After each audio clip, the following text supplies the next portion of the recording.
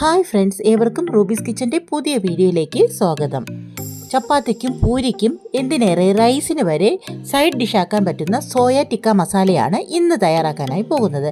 വളരെ വെറൈറ്റിയും അതുപോലെ തന്നെ കിടിലൻ ടേസ്റ്റുമായിട്ടുള്ള ഈ വിഭവം ഒരിക്കലുണ്ടാക്കിയാൽ വീണ്ടും വീണ്ടും ഉണ്ടാക്കി കഴിക്കാൻ നമുക്ക് തോന്നും. അത്രയേറെ കിടിലൻ ടേസ്റ്റാണ് ഇതിന്. അപ്പോൾ അങ്ങനെയുള്ള നമ്മുടെ സോയ ടിക്ക മസാല എങ്ങനെയാണ് തയ്യാറാക്കുന്നത് എന്ന് നോക്കുന്നതിന് മുന്നേ എപ്പോഴും പറയാറുള്ളത് പോലെ നമ്മുടെ റൂബീസ് കിച്ചൻ ആദ്യമായി കാണുന്നവരും അതുപോലെ തന്നെ ഇതുവരെ സബ്സ്ക്രൈബ് ചെയ്യാത്ത ആരെങ്കിലും ഉണ്ടെങ്കിൽ പ്ലീസ് ഒന്ന് സബ്സ്ക്രൈബ് ചെയ്ത് സപ്പോർട്ട് ചെയ്യാൻ മറന്നു പോകരുത്. അതുപോലെ ആ തൊട്ടടുത്ത് കാണുന്ന ബെൽ ബട്ടൺ പ്രസ് ചെയ്യാനും മറക്കരുത്. എന്നാൽ മാത്രമേ ഞാനിടുന്ന പുതിയ വീഡിയോസിൻ്റെ നോട്ടിഫിക്കേഷൻ നിങ്ങൾക്ക് ലഭിക്കുകയുള്ളൂ. കൂടെ തന്നെ ലൈക്ക് ചെയ്യാനും കമൻറ്റ് ചെയ്യാനും ഷെയർ ചെയ്യാനും സബ്സ്ക്രൈബ് ചെയ്യാനും മറക്കരുത്. അപ്പോൾ നമുക്കിനി പോകാം വീഡിയോയിലേക്ക്. സോയ ടിക്ക മസാലയ്ക്ക് ആവശ്യമായ സാധനങ്ങൾ എന്തൊക്കെയാണെന്ന് നമുക്കൊന്ന് നോക്കാം. സോയ 100 ഗ്രാം അളവിലാണ് എടുത്തിട്ടുള്ളത്. നന്നായിട്ട് കഴുകി വൃത്തിയാക്കി വേവിച്ചാണ് ഞാൻ എടുത്തിട്ടുള്ളത്. ഇനി വേണ്ടത് സവാളയാണ്. 2 ടൈപ്പായിട്ട് ഞാൻ അരിഞ്ഞു വെച്ചിട്ടുണ്ട്. ഒന്ന് സ്ക്വയറായി അരിഞ്ഞു വെച്ചിട്ടുണ്ട്, മറ്റേത് പൊടി പൊടിയായി അരിഞ്ഞു വെച്ചിട്ടുണ്ട്. രണ്ടിനും ഞാൻ 2 സവാള വീതമാണ് എടുത്തിട്ടുണ്ട് ഉള്ളത്. ഇനി പച്ചമുളക് 3 എണ്ണം നീളത്തിലരിഞ്ഞത്, ടൊമാറ്റോ അതും സ്ക്വയർ ഷേപ്പിൽ 2 എണ്ണം കട്ട് ചെയ്ത് വെച്ചിട്ടുണ്ട്. ഇഞ്ചി വെളുത്തുള്ളി പേസ്റ്റ് 2 ടേബിൾ സ്പൂൺ. അപ്പോൾ ഇനി ഇതെങ്ങനെയാണ് തയ്യാറാക്കുന്നതെന്ന് നോക്കാം. അതിനായി ഒരു പാത്രത്തിലേക്ക് 1/4 കപ്പ് അളവിൽ തൈര് ചേർക്കുന്നുണ്ട്. ഇനി 2 ടേബിൾ സ്പൂൺ കടലമാവ് കൂടി ചേർക്കുന്നുണ്ട്. ശേഷം ഇതിലേക്ക് ഇഞ്ചി വെളുത്തുള്ളി പേസ്റ്റ് 1 ടേബിൾ സ്പൂൺ, മുളക് പൊടി 1 ടേബിൾ സ്പൂൺ, മഞ്ഞൾപ്പൊടി 1/4 ടീസ്പൂൺ, കുരുമുളക് പൊടി 1/2 ടീസ്പൂൺ, ഉപ്പ് ആവശ്യത്തിന്. ഇതിനോടൊപ്പം കസൂരി മേത്തി 1 നുള്ളി ഇട്ട് കൊടുക്കാം. അത് ഓപ്ഷനിലാണ്, വേണമെങ്കിൽ ചേർത്താൽ മതിയാകും.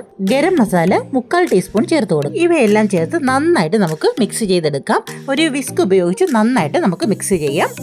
ഇനി അതിലേക്ക് സ്ക്വയർ ഷേപ്പിൽ അരിഞ്ഞു വെച്ചിരിക്കുന്ന സവാളയും തക്കാളിയും ചേർത്ത് കൊടുക്കാം. കൂടെ തന്നെ വേവിച്ച് വെച്ചിരിക്കുന്ന സോയാബീനും കൂടി ചേർത്ത് നന്നായിട്ട് മിക്സ് ചെയ്ത് കൊടുക്കാം. നമ്മുടെ സോയയിൽ നന്നായിട്ട് ഈ മസാല എല്ലാം പിടിക്കുന്ന രീതിയിൽ നമുക്ക് മിക്സ് ചെയ്ത് കൊടുക്കാം.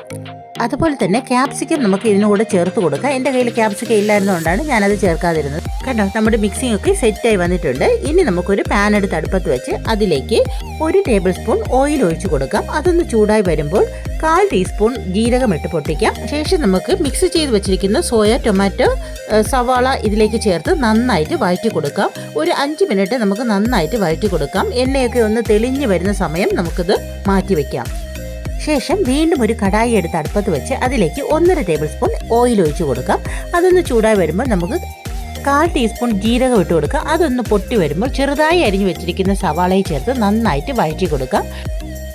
സവാള ഒന്ന് വെന്ത് വരുമ്പോൾ നമുക്ക് ഇഞ്ചി വെളുത്തുള്ളി പേസ്റ്റ് 1 ടേബിൾ സ്പൂൺ കൂടി ചേർത്ത് കൊടുത്ത് പച്ചമണം മാറി വരുന്നത് വരെ നന്നായിട്ട് വഴറ്റി കൊടുക്കാം.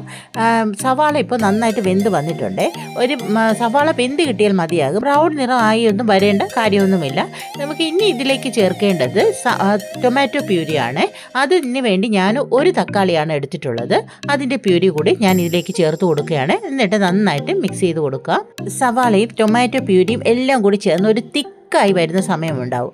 ആ സമയം നമുക്ക് 1/4 ടീസ്പൂൺ മഞ്ഞൾപ്പൊടി, 1 ടേബിൾ സ്പൂൺ മുളക് പൊടി, 1/2 ടീസ്പൂൺ മല്ലിപ്പൊടി ചേർത്ത് നന്നായിട്ട് മിക്സ് ചെയ്ത് കൊടുക്കാവേ.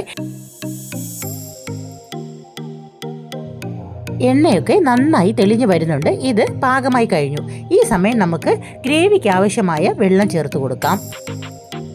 എന്നിട്ട് നന്നായിട്ടൊന്ന് മിക്സ് ചെയ്ത് കൊടുക്കാം. ഒന്ന് തിളച്ച് വരട്ടെ, നമുക്കൊന്ന് വെയിറ്റ് ചെയ്യാം. ഇപ്പോൾ നന്നായിട്ട് തിളച്ച് വരുന്നുണ്ട്. ഈ സമയം നമുക്ക് നേരത്തെ തയ്യാറാക്കി വെച്ചിരിക്കുന്ന സോയാബീന് ഇതിലേക്ക് ഇട്ട് നന്നായിട്ട് മിക്സ് ചെയ്ത് കൊടുക്കാം. ഒന്ന് തിളച്ച് കുറുകി വരുന്നത് വരെ നമുക്കൊന്ന് വെയിറ്റ് ചെയ്യാം. ഇപ്പോൾ ഒന്ന് നന്നായിട്ട് തിളച്ച് കുറുകി വന്നിട്ടുണ്ട്. ഈ സമയം നമുക്ക് നീളത്തിൽ അരിഞ്ഞു വെച്ചിരിക്കുന്ന പച്ചമുളകിനെ ചേർത്ത് കൊടുക്കാം. കൂടെ തന്നെ 1/4 ടീസ്പൂൺ ഗരം മസാലയും 2 ടേബിൾ സ്പൂൺ മല്ലിയില കൂടി ചേർത്ത് നന്നായിട്ട് ഇളക്കി യോജിപ്പിച്ച് കൊടുക്കാം. ഇപ്പോൾ നമ്മുടെ കിടിലൻ ടേസ്റ്റിലുള്ള സോയ ടിക്ക മസാല റെഡിയായി കഴിഞ്ഞു. ഇനി നമുക്ക് ഇഷ്ടമുള്ള എന്തിൻ്റെ കൂടെയും കഴിക്കാവുന്നതാണ്. വളരെ പുതുമയും അതുപോലെ തന്നെ ടേസ്റ്റുമുള്ള ഈ വിഭവം നിങ്ങൾ ഒരിക്കൽ തയ്യാറാക്കി നോക്കിയാൽ നിങ്ങൾ ഇതിൻ്റെ ഫാനായിട്ട് മാറും, ഉറപ്പ്. എപ്പോഴും ഉണ്ടാക്കി കഴിക്കുന്ന സോയ രുചികളിൽ നിന്ന് വ്യത്യസ്തമായി ഇതുപോലെ റെസ്റ്റോറൻറ്റ് സ്റ്റൈലിൽ നിങ്ങളും ഇതൊന്ന് തയ്യാറാക്കി നോക്കൂ. എന്നിട്ട് നിങ്ങളുടെ അഭിപ്രായം കമൻറ്റ് രൂപത്തിൽ അറിയിക്കുകയും വേണം. അതുപോലെ തന്നെ നിങ്ങൾക്കറിയാവുന്ന മറ്റുള്ളവരിലേക്ക് കൂടി ഒന്ന് ഷെയർ ചെയ്ത് ഞങ്ങളെ സപ്പോർട്ട് ചെയ്യാനും മറന്നു പോകരുത്. അപ്പോൾ മറ്റൊരു വീഡിയോയുമായി കാണാം. Thanks for watching.